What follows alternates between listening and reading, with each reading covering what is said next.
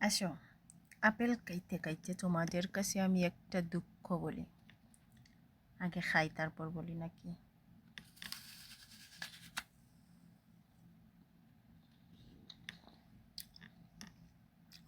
সেই মজা কিন্তু হয়েছে। আচ্ছা, লোভ লাগানোর দরকার নাই, কারণ আমি দিতাম মা। তো লোভ লাগাইয়া লাভ কি? কারণ হয়েছে আমি দিতাম মা। আমার আপেল আমি কামু। তুমি লোভ দেওয়ার কি আর ডিট দেওয়ার কি আর নজর দেওয়ার কি? হ্যাঁ, এটা আমার। ওকে, নজর নট এলাও। ওকে, এখন দুঃখটা বলি। দুঃখটা হয়েছে আমি আমার জীবনটা নিয়ে বড় কনফিউজ। আমি কারে দুষব, কারে বিশ্বাস করব, কারে অবিশ্বাস করব, কিচ্ছু ন জানি। কেন ন জানি সেটা বলে। শুধু উপরে উপরে বললে আসলে আপনারা বুঝবেন না, কারণ আপনাদের বোঝার ক্ষমতা রাহির মতো এতটুকু নাই। কারণ হচ্ছে রাহির জীবনে অনেক যুদ্ধ অনেক অনেক করছে। চেহারা দেখলে কি মনে হয়? মনে হয় না। কারণ অনেকে বলে আমি নাকি সারাদিন কোনো কাজই করি না। আমার চেহারা নাকি বাসে না যে আমি কাজ টাজ করি। কী আছে চেহারার মাঝে? লেখা থাকে না? তাহলে কেমনে বুঝবো চেহারা দেখে কাজ করি নাকি?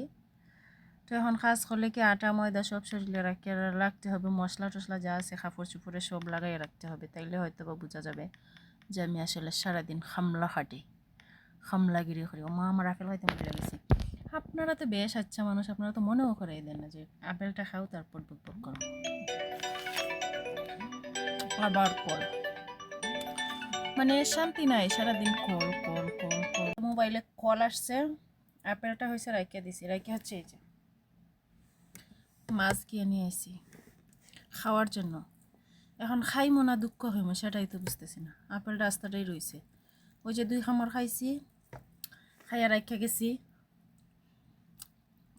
কল দিয়ে বুড়া বেটা বলছে মাছ আনতাম গিয়া খাওয়ার জন্য। বেটার বাইয়ের বাসা থেকে আনছে।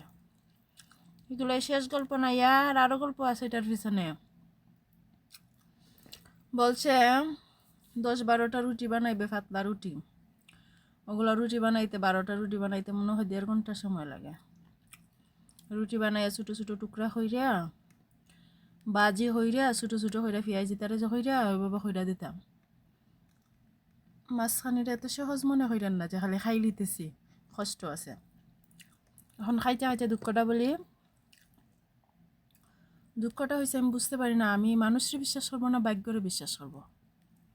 আমার জীবনে এমনও ঘটনা ঘটছে, ধরেন এই জিনিসটা আমি 100% পাবো যে এটা কেমনে বিশ্বাস, এটার উদাহরণ ধরো আরও আগ থেকে আমি বুঝতে পারছি।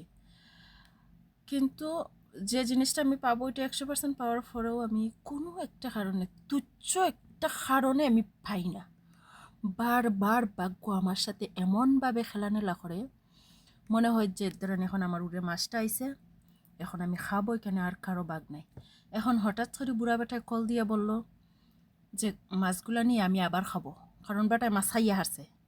এখন এটা অবিশ্বাস্য, কোনো বিশ্বাস করার কোনো কারণ নাই।